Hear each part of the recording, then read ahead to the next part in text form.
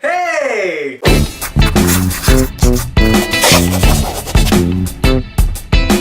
Welcome to this week's edition of 50 in 52, where we talk about books as friends, as family, as lovers. And this week we read Looking for Alaska by John Green. Yay! This is the fourth book in 50 of 52. 4 of Hearts, because it broke my heart.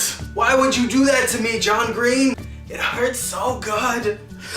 Of course, for those of you that didn't read it and don't know what I'm talking about, quick review. This book is set up to take you back to when you were a teenager, and when you're finally feeling as vulnerable as you were when you were 16, 17, 15, all the teens. It will take away what you thought you loved most in life. Or at least that's what happens to our main character, Miles Halter, aka Pudge. Kid with no friends, goes to boarding school, makes friends. Those friends become his world.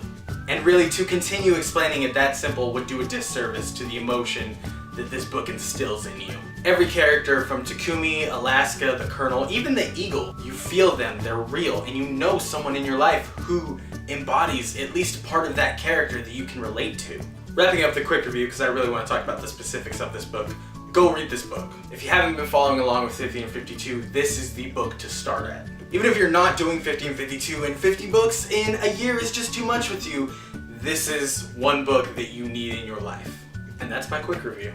Reader review, guys, my heart and my head and Anybody else fall in love with Alaska? Just a little bit? Now let's be honest here, this girl has faults. And throughout the book we slowly peel back and discover her faults. And somehow, some way, the same way Miles did, I still fell in love with every single one of those faults. And everybody I told that I was reading the book this week wanted to talk about what happens at the end of the countdown. To the 96% of those people that I wasn't there yet, I'm sorry that I did not get there faster. Although in my defense, when I got there, I thought he was counting down to the blowjob he got from Laura, which is a tad insensitive from me.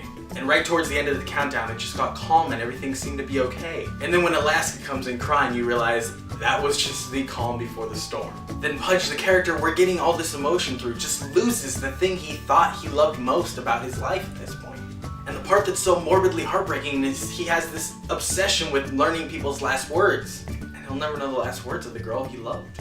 And at the end, we never find out why or even if Alaska did it. But it doesn't matter, because we forgave her just like Pudge did. And all in all, guys, this book, books like these, are the reason I started this project. I wanted to experience stories like no other, and I even cried at this one. John Green, I love you, but you got me, buddy.